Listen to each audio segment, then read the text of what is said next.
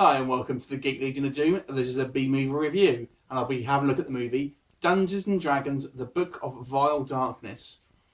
So this is actually the third Dungeons & Dragons film that's released, and I have to say I think it's the best one.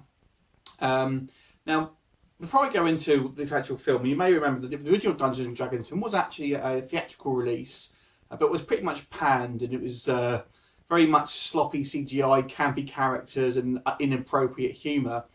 The second film was certainly better, and it's probably more along the lines of this one, but even so, this I think is certainly the best out of the three films that have been available.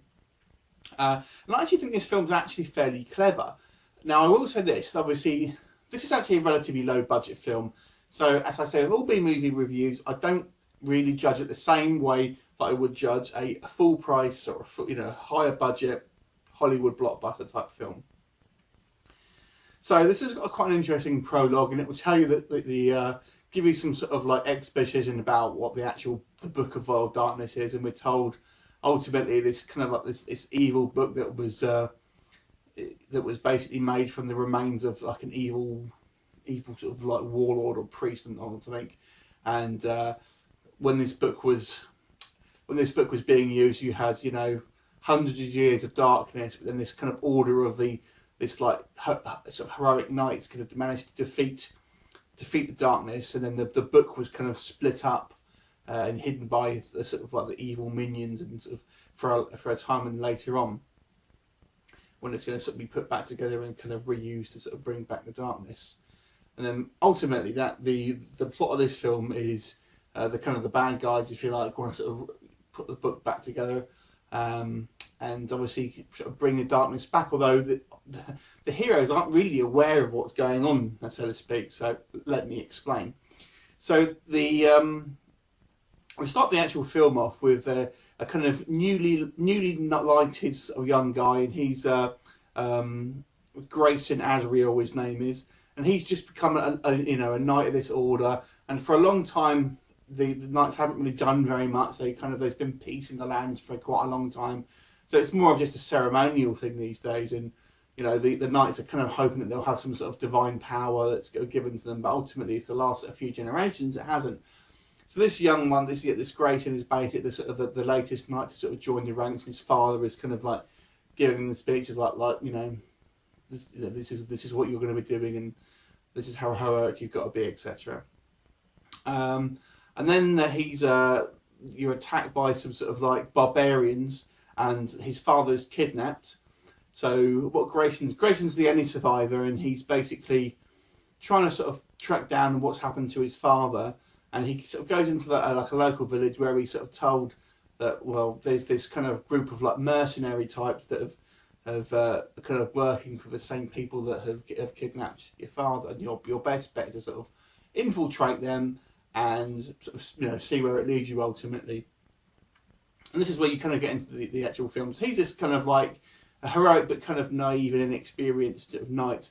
And you start off the film is quite, he goes into this shop, which is always very indicative of these sort of Dungeons & Dragons games, or if you play stuff like Skyrim or Dragon Age and things like that on an Xbox or what have you, it reminds you of that, and he's buying sort of armor and things like weapons and potions and whatnot.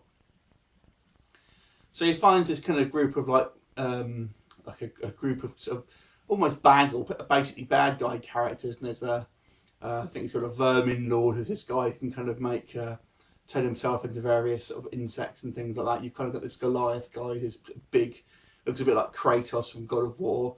There's like an assassin one with like spiky armor, and like a female sort of sorceress, and one other guy. And they basically see he wants to sort of join the sort of buys all this sort of evil looking armor and kind of pretends he's like this sort of bad guy to try and join the group, and in doing so he ends up having to sort of kill this sort of random baddie who's in this pub.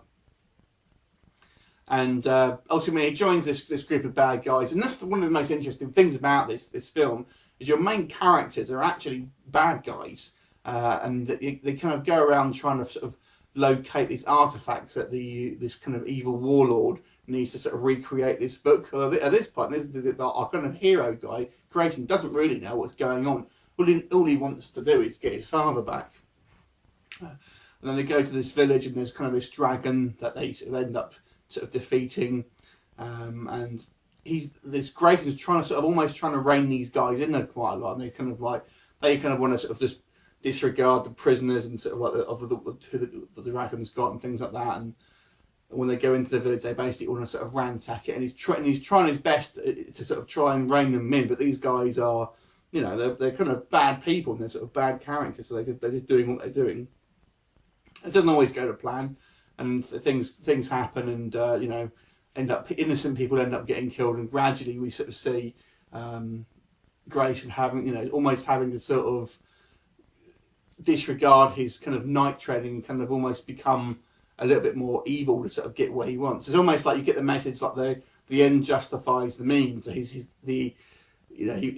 what he's doing is for the greater good, but in doing so, he has to sort of then forsake some of what he's been sort of believed, his beliefs and what he wants to do to get to his ultimate goal, which is to free his father.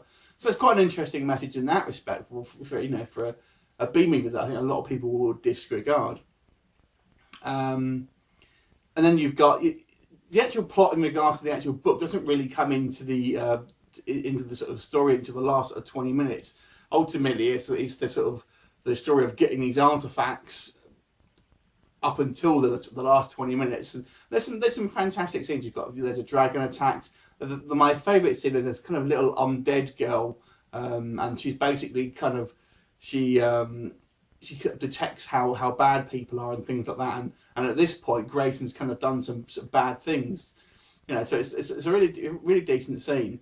So I won't go too much into the plot if you've not seen it, but that'll give you an idea. So it's ultimately very much like the Dungeons and Dragons games. Now at this point, I want to say that I'm fairly, I'm familiar with the Dungeons and Dragons games, but I've never actually played the Dungeons and Dragons myself. And from what I understand, this film is actually fairly faithful to, some of the rules and the sort of races and characters and things like that, and what actually happens in this sort of in the types of games that you're playing. So it's quite faithful, as far as I know, to that sort of game. And a lot of people, from what I've read online, for example, before I did this review, a lot of people saying, don't like Dungeons and Dragons games, you probably won't get on with this film. I'd have to disagree, because I think you can watch this as a fantasy film, and you'll enjoy it pretty much like I did, just as a fantasy film. Yet I think if you play Dungeons and Dragons, you probably get a little bit more out of it. There's quite a lot of references and name drops and specific items that I know are actual items in the game. So I think you'll kind of certainly get a bit more out of it if you're an actual Dungeons and Dragons fan than if you're just a fantasy movie fan. But I think just as a sort of a fan of genre films and fantasy films, I enjoyed it just for the film, and it doesn't get sort of quite as, it doesn't get you sort of bogged down in too much in the lore, I don't think, as to where if you're not a sort of a Dungeons and Dragons player, you're not going to get lost in the film. I think it makes it quite a good transition of sort of having a film for sort of fans who don't really play the game and just want to watch it as a fantasy film and satisfying the actual fans of the game, and having enough sort of references in there where I think the fans will get enough of it as well. Now, the one thing I would say, Dungeons and Dragons to me is always about lots of monsters and creatures. There's not a hell of a lot of kind of that sort of thing in here, to be honest. Obviously, like I said, the budget isn't huge. We see like a dragon, and so it's kind of like this sort of zombie girl, and you've got kind of like a ghostly knight sort of character, and there's quite a lot of like magic things and armor and stuff like that. But it's not there's not monsters after monsters after monsters and things like that. But it's pretty it's pretty decent story, and I quite like the originality that it has of actually having a group of bad guys as your main characters. So I'll give it props to that, it's fairly faithful. And there's kind of a little bit of a twist at the end as well about what the whole sort of the point of the bad guys' motivations were.